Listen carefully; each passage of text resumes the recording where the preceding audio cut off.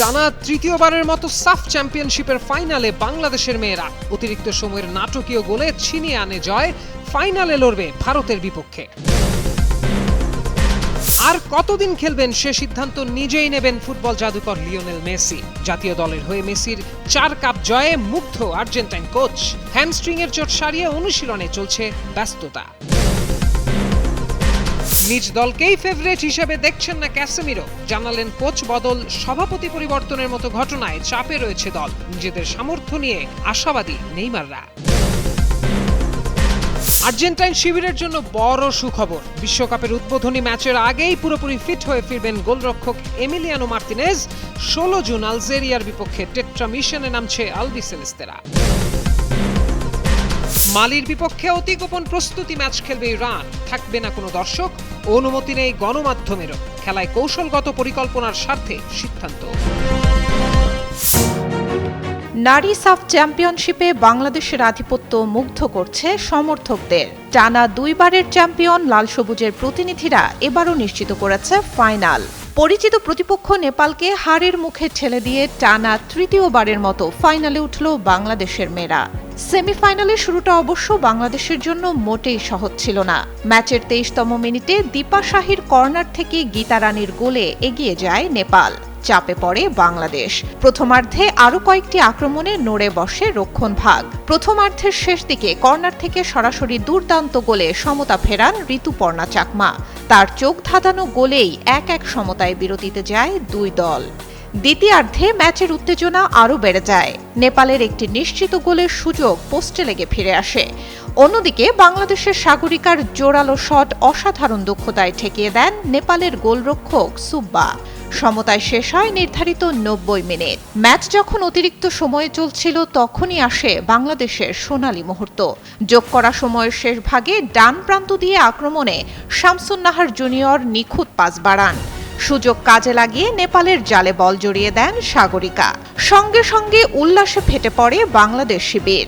2-1 ব্যবধানে জয় নিশ্চিত করে টানা তৃতীয়বারের মতো সাফের ফাইনালে জায়গা করে নেয় বাংলাদেশ। ফুটবলে অনেক খেলোয়াড়ই সাফল্যের শিখরে উঠেছেন, কিন্তু খুব কম মানুষই বছরের পর বছর সেই উচ্চতায় নিজেকে ধরে রাখতে পেরেছেন। লিওনেল মেসি সেই বিরলদেরই একজন। বয়স 39 ছুঁই। ক্যারিয়ারে প্রায় সব বড় ট্রফি জিতে ফেলেছেন, তবু মাঠে নামার আগ্রহে কোনো ভাটা পড়েনি। আর সেটাই সবচেয়ে বেশি মুগ্ধ করেছে আর্জেন্টাইন কোচ লিওনেল স্ক্যালোনিকে। আর্জেন্টিনার সংবাদ মাধ্যম ডাওরি ওলোকে দেওয়া সাক্ষাৎকারে স্ক্যালোনি বলেছেন, মেসিকে দেখে এখনো মনে হয় তিনি নতুন কোনো স্বপ্নের পেছনে ছুটছেন। তার মতে মেসি নিজে থামার সিদ্ধান্ত না নেওয়া পর্যন্ত জাতীয় দলের জার্সিতে খেলা চালিয়ে যাবেন। সাক্ষাৎকারে স্ক্যালোনির একটি মন্তব্য বিশেষভাবে নজর কেড়েছে। তিনি বলেছেন, মেসির মতো একজন ফুটবলারের জাতীয় দলের হয়ে 4টি ট্রফি জেতা তাকে অবাক করে।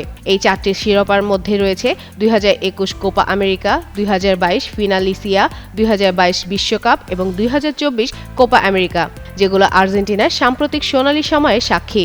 2018 সালে দায়িত্ব নেওয়ার পর স্ক্যালোনি আর্জেন্টিনা দলকে নতুন পরিচয় দিয়েছেন। সেই যাত্রার কেন্দ্রবিন্দুতে ছিলেন মেসি। কোচের বিশ্বাস, এত সাফল্যের পরও দলের অধিনায়কের ভেতরে প্রতিযোগিতার আগুন এখনও নেভেনি। এদিকে বিশ্বকাপকে সামনে রেখে যুক্তরাষ্ট্রে প্রস্তুতি চালিয়ে যাচ্ছে আর্জেন্টিনা। হ্যামস্ট্রিংয়ের চোট থেকে সেরে ওঠার প্রক্রিয়ায় থাকায় মেসি এখনও আলাদা অনুশীলন করছেন। আর্জেন্টিনা শিবিরে স্বস্তির খবর এসেছে গোলরক্ষক এমিলিয়ানো মার্টিনেজকে ঘিরে। আঙুলে সামান্য ফ্র্যাকচার থাকলেও তিনি জানিয়েছেন বিশ্বকাপের উদ্বোধনী ম্যাচের আগে পুরোপুরি ফিট হয়ে মাঠে ফিরতে পারবেন। ইউরোপা লিগ ফাইনালের আগে ওয়ার্ম আপের সময় ডান হাতের অনামিকা আঙুলে চোট পান মার্টিনেজ। তবে চোট থাকা সত্ত্বেও তিনি ফাইনাল খেলেন এবং অসাধারণ পারফরমেন্স করে অ্যাস্টন ভিলাকে 3-0 ব্যবধানে জয় এনে দিতে সাহায্য করেন। বর্তমানে তিনি যুক্তরাষ্ট্রের কানসাস সিটিতে আর্জেন্টিনা দলের ক্যাম্পে আলাদা অনুশীলন করছেন এবং ধীরে ধীরে পুনর্বাসন প্রক্রিয়া চালাচ্ছেন। কানসাস সিটিতে আর্জেন্টিনা দলের বাস থেকে নামার সময় সমর্থকদের উদ্দেশ্যে তিনি সংক্ষেপে বলেন, আমি সময় মতো ফিরব, যা তার দ্রুত সেরে ওঠা এবং প্রথম ম্যাচে খেলার ব্যাপারে আত্মবিশ্বাসের ইঙ্গিতই দেয়। এই মৌসুমে ক্লাব ফুটবলেও দারুণ ফর্মে ছিলেন মার্টিনেজ। তার পারফরমেন্সে অ্যাস্টন ভিলা প্রিমিয়ার লিগের শীর্ষ 4 থেকে চ্যাম্পিয়ন্স লিগের জায়গা নিশ্চিত করে।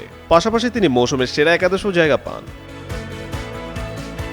2022 বিশ্বকাপে আর্জেন্টিনার শিরোপা জয়ে গুরুত্বপূর্ণ ভূমিকা রাখে মার্টিনেজ এবং টুর্নামেন্ট সেরা গোলরক্ষক গোল্ডেন গ্লাভসও জেতেন। পরবর্তীতে 2024 কোপা আমেরিকাতেও তিনি দলের সাফল্যে বড় অবদান রাখেন। এবারে বিশ্বকাপে আর্জেন্টিনা দল 16 জুন আলজেরিয়ার বিপক্ষে বিশ্বকাপের প্রথম ম্যাচ দিয়ে তাদের অভিযান শুরু করবে। এরপর গ্রুপ পর্বে অস্ট্রিয়া ও জর্ডানের মুখোমুখি হবে। 24 বছর ধরে বিশ্বকাপের সোনালী ট্রফি জেতা হয়নি ব্রাজিলের, তাই 2026 বিশ্বকাপের আগে শিরোপার অন্যতম দাবিদার হলেও অনেকের চোখে ব্রাজিল এখনও স্পেন, ফ্রান্স ও ইংল্যান্ডের চেয়ে কিছুটা পিছিয়ে। তবে বিষয়টিকে নেতিবাচকভাবে দেখছেন না ব্রাজিলের অভিজ্ঞ মিডফিল্ডার ক্যাসেমিরো। বিশ্বকাপ উপলক্ষে যুক্তরাষ্ট্রে পৌঁছে তিনি বলেন, হয়তো আমরা এবার এক ধাপ পিছিয়ে আছি, তবে আমরা বেশ সতর্ক ও প্রস্তুত আছি। আমরা সেখানে ভালো ফর্মে যেতে চাই এবং একটি দারুণ বিশ্বকাপ কাটাতে চাই। সেই সাথে দলের সাম্প্রতিক অস্থিরতার কথাও তুলে ধরেন ক্যাসেমিরো। তিনি বলেন, কোচ বদল, সভাপতি পরিবর্তন ও প্রচুর অস্থিরতার কারণে এটি আমাদের জন্য বেশ কঠিন হয়ে পড়েছে।